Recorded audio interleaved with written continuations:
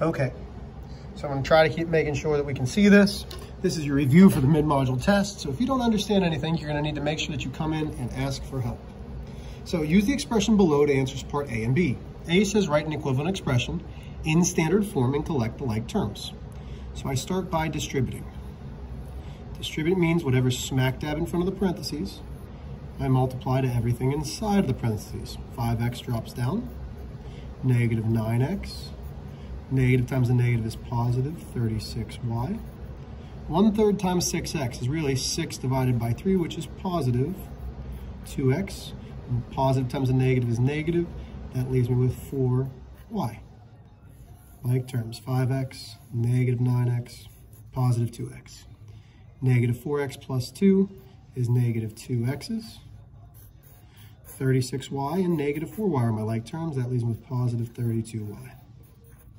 So this is an equivalent expression with the like terms collected.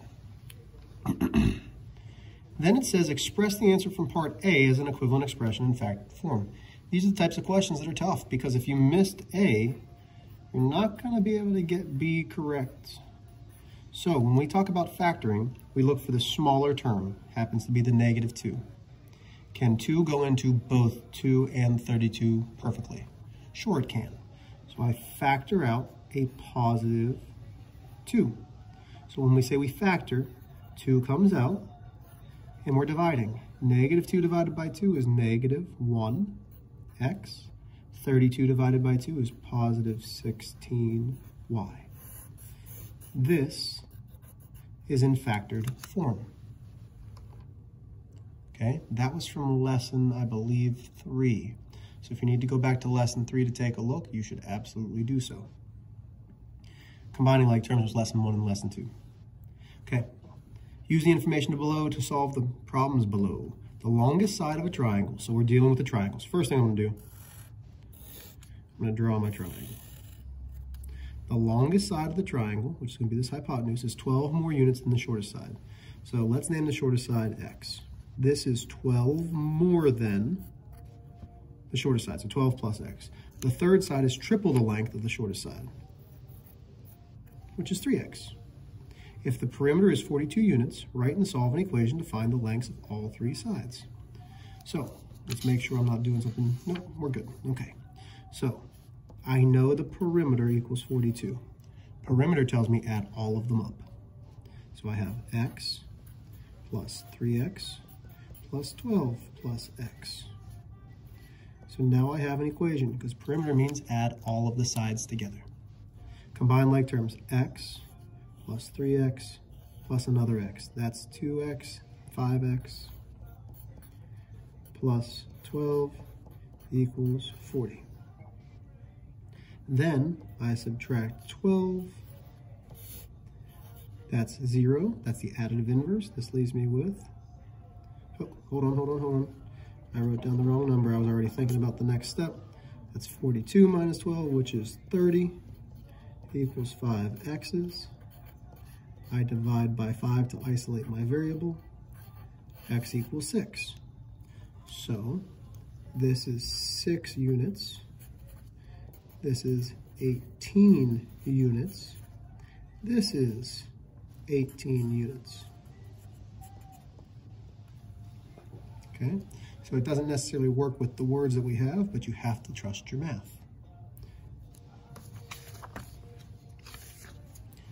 Okay, so question B though says, can we see it all? There we go. The length of a rectangle is x plus 3 inches long and the width is 2.5 inches. If the area is 18 square inches, write and solve an equation to find the length of the rectangle. So again, we have a rectangle. The length is x plus 3. The width is 2 1/2. So I'm going to remind you that with our calculators, we don't necessarily want to see fractions. So I'm going to rewrite the width as 2 5/10. Okay, this is the one that I'm going to use. To find area, area is length times width. So I've got x plus 3 multiplied by 2 5/10. Well, I can switch these so it makes it look a little bit easier, because this is going to equal my area, which is 18. Well, let's switch this a little bit. So now I have 2 5/10 multiplied by x plus 3 equals 18, because that's the commutative property of multiplication. So when we have this, this makes it a little bit easier to see that we have to distribute. So now I have an equation that says 2 5/10 x plus, and get your calculator, we're going to do 2 5/10. It would help if it's on. 2 5/10 times 3 gives me 7 5/10 equals 18. Now we can solve our equation. I subtract 7 5/10 from both sides. That leaves me 2 5/10 x should be 10 5/10. Divide by 2 5/10. X equals, so let's make sure, 18 minus 7 5/10 is 10 5/10. Divide by 2 5/10, and it gives me 4 2/10. Well, what does the question say? Write and solve an equation to find the length of the rectangle. This is just to find x. So what do we need to do? We're going to say 4 2/10 plus 3 equals 7 2/10 inches. So if you want to write the words, since it is a word problem, the length is 7 2/10 inches. For problems like this, I would always show a picture. Okay. A picture 6 3/4 feet long is to be centered on a wall that is 18.5 feet long. How much space is there from the edge of the wall to the picture? Okay, so it's supposed to be centered. We know the whole thing is 18.5. Let's get rid of our fraction immediately. Make it 18.5. 16 3 or 6 3/4. What I do to figure out the 3/4 is I clear here, I go 3 divided by 4, that's 0.75. So the picture that I have is 6 75/100 feet long. We don't know this distance or this distance. The problem here is it says to be centered on the wall. So that means you're going to have missing sides on both, which is why I make them both x. So my equation will now say x plus 6 75/100 plus x equals the whole length of the wall. So you have to write the equation. So 2x plus 6 75/100 equals 18 5/10. Subtract 6 75/100 from both sides. So I'm going to take 18 5/10 minus 6 75/100. That leaves me with 2x equals 11 75/100. And that leaves me with x equaling, once I divide both by 2. Okay, so I'm dividing by 2. X now is 5 875 of a foot. So how much space is there from the edge of the wall to the picture? There is 5 875 feet from the edge to the picture. Again, use a drawing. That's your best bet. Okay? Oh man, it only said write an equation you could use to solve. See, Mr. H was jumping ahead. He forgot even what he made his own review up. It says solve the problem. So, let's try this again. Here's just the equation. If I asked just for the equation, that's all you would need. And then I would carry that over here and actually solve the problem. I happen to do everything in one step because I didn't read it carefully enough. Okay, let's go to letter B, or letter B. We already solved the problem. Let's go to number 4. In August, Corey begins shopping for his triplet daughters. That means he has 3 daughters. One day, He bought 18 pairs of socks for $3.50 each and 3 pairs of shoes for $D each. He spent a total of $99. Write and solve an equation to find the cost of 1 pair of shoes. So we know if it's a total, that's 99. He bought 18 at $3.50, 18 at $3.50 each. That means multiply, plus 3 more pairs of shoes at D dollars. This is the equation, so here's writing the equation. Solving, we should all be pretty good at. So we take our calculator, we simplify 18 times 350. That gives me $63 plus 3D equals 99. I subtract 63 from both sides. That leaves me 3D equals 36. I divide by 3. D equals 12. Therefore, I can say 1 pair of shoes costs $12. Because remember, I like to do cross-curriculum with our ELA and our math. So give me words. The following day, Corey returned to the store to purchase some more socks. He had $40 to spend this time. When he arrived at the store, the shoes were on sale for half off. So we need problem A. If we didn't get problem A right, we're missing problem B. So they were half off. So how much do the shoes cost now? Well, they cost $6. Half of 12 is 6. What is the greatest amount of pairs of socks Corey can purchase if he purchases another pair of shoes in addition to the socks? Well, another pair means instead of 3, he's getting 4.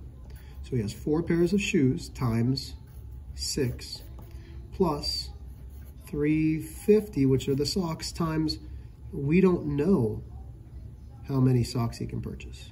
So instead of using an S because it looks like a 5, I'm going to use an X. So 4 times 6, we're solving now.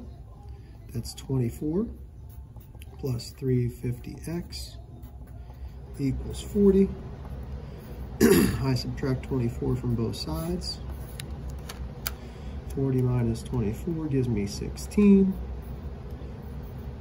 350x equals 16. I divide by 350. X then equals 4.571. So wait a minute.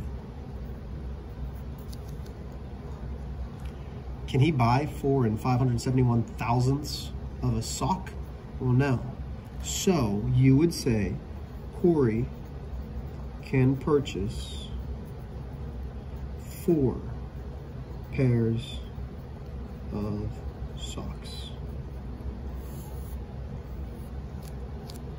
Okay. Number 5. Ben wants to have his birthday at the bowling alley with a few of his friends, but he can spend no more than $100.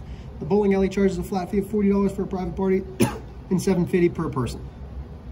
Just write an inequality that represents the total cost of Ben's birthday for P people given his budget.